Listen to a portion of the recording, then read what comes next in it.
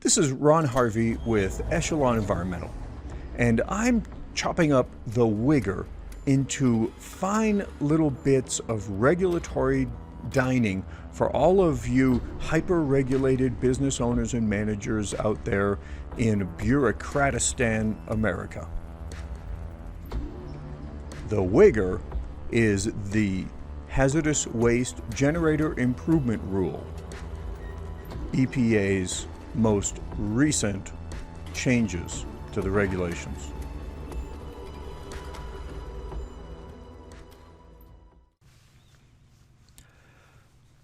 Okay, we're going to roll with WGIR bit number 5.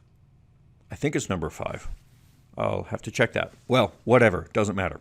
Okay, we're finally going to get to the hazardous waste determination, probably one of the biggest changes they made in the EPA rules under the Hazardous Waste Generator Improvement Rule. So this is important. Listen up. I'll try to keep it quick. And okay, so there are 9 separate points that you need to keep in mind when you're making a hazardous waste determination.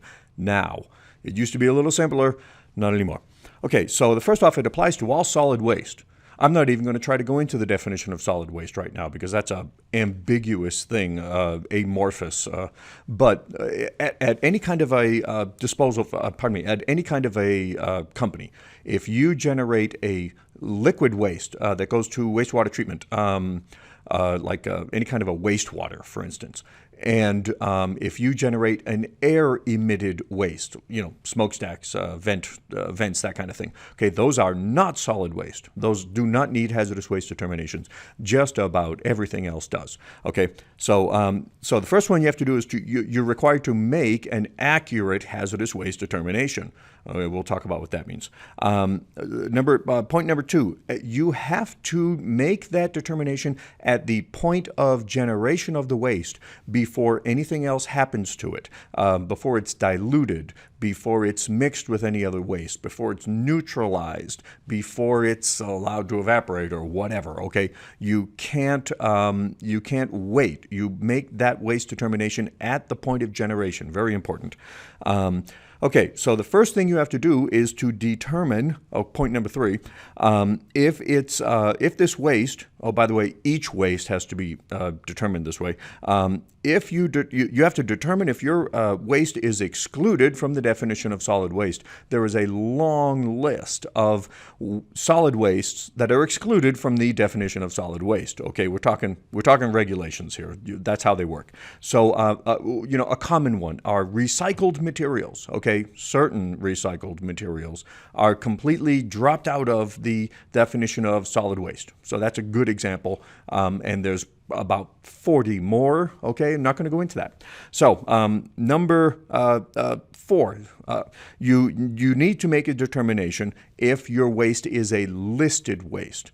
This is complicated. I'll try to make it quick, okay? There are 4 separate lists in the hazardous waste rules, and those are lists of chemicals that are regulated as listed waste. Okay, they've broken into 2 categories, spent wastes and virgin materials. Okay, spent materials, basically, the most common ones are your F-listed spent solvent mixtures, flammable, chlorinated solvents, that kind of stuff. There's a bunch of other F-listed materials, and there's a whole list of K. There's a whole K list as well, and those are all spent materials. There are also 2 lists for virgin materials. There's the toxic wastes, which come under the U list, about 250 chemicals there, and acutely toxic wastes that come under the P list. Think cyanides and bad pesticides, that kind of thing. Okay, so these determinations for a listed waste are based on the definition. If it is a virgin material that is 100% of the chemical that's on the list, it's listed. Okay, that's just by definition. That's just the way it works. And so that's how, that's the next determination you have to make. Number 5, okay, you have to determine, okay, if it's not excluded, if it's not listed, Then you have to go to the next one, number 5. You have to determine if it's a characteristic waste. Now, this is different because the characteristic wastes are based on numerical standards.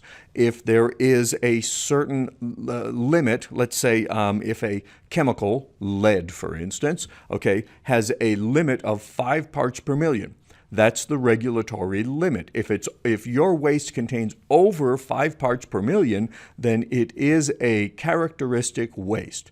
And there's about 40 of them altogether. There's a whole group of metals and then a bunch of other chemicals as well that are in the D list, which are your characteristic chemicals. So, okay, item number 6, you can or you are allowed by EPA to make this determination based on generator knowledge. So you have to know what kind of chemicals go into your waste, what the concentrations might be. You need to know if those chemicals change during your process, stuff that's added. I mean, there's a whole bunch of different considerations, but if you know exactly how your waste is generated, you can use that knowledge to make that hazardous waste determination. If you don't have that knowledge, okay, you then have to go to point number 7, which is sampling and analysis, which basically you are then having to look at that waste, pull a sample of the material, send it to the laboratories for testing for whatever it might be, okay? You know, aqueous wastes, you've got to test for pH and that kind of thing. And then, solvent waste, obviously flash point would be a consideration in volatile organics. Okay, that's the next step. Okay, number 8, you document all of this. Now, this is the biggest part that's changed in this regulation. The WGIR requires a hazardous waste determination documented for every waste that you have. Okay, I don't want to get distracted here, but that documentation would include safety data sheets, a process, description of the waste, and analyses that you have for the waste, and so those are pretty much the primary ones. But the other thing is that EPA says you don't have to have a written documentation for wastes that are not hazardous. I personally would make the determinations for a non-hazardous waste. Let's say you have a used oil. Okay, so that you would make your determination that it is non-hazardous, and great, but I would document it. EPA says you don't necessarily have to. Probably the states say you do. And then the last thing you got to do is you have to assign waste codes, EPA, RCRA waste codes, as they're called.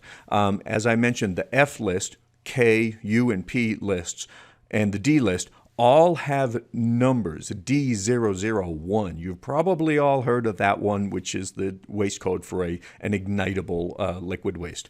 So you have to assemble all of those waste codes, and then those waste codes follow that waste through the entire cradle to grave process. You've got, and you are required now to put all of those numbers on your manifests, your LDRs, your profiles. I mean, those numbers follow the waste everywhere it goes. Okay, I've gone way longer than I wanted to go here, but, this is most important. And like I said, all an inspector has to do now is if they walk into your building and you meet them and you say, "Good morning, let's sit down." And so if the first question that they're likely to ask now is, let me see all of your waste determinations, your hazardous waste determinations. And if you go, "Huh? What's that?" Believe me, they know that you are in the bag because you don't know anything about the WGIR and you are subject to getting squashed. So have these, you've got to do it now. Okay, I'm serious. You've got to have a written, documented hazardous waste determination, and it's got to be accurate. So, good luck with that. And by the way, if you have waste that has been profiled to a hazardous waste disposal facility for 10, 15, 20 years, okay, you need to look again at that waste and make sure that you have, because I know what happens, okay? A waste broker comes in and they say, oh, cool, you've got this waste. Here, it's got this and this and this, and here are the waste codes, and load it on the truck. We're ready to go. You can't necessarily take their word for granted. And I could go into lots of examples of that. But the bottom line is, do this yourself. Make sure it's right. Get help if you need it. Okay? That's it. Almost 10 minutes now. Oh boy. Sorry, but that's what it takes. All right. Ron Harvey, signing off. Go get it.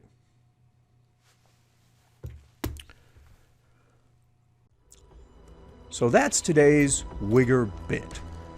There's a lot to know about these new regulations, and I've prepared some information to help you folks out.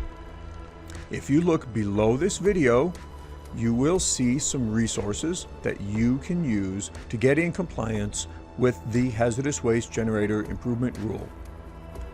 This is Ron Harvey, signing off.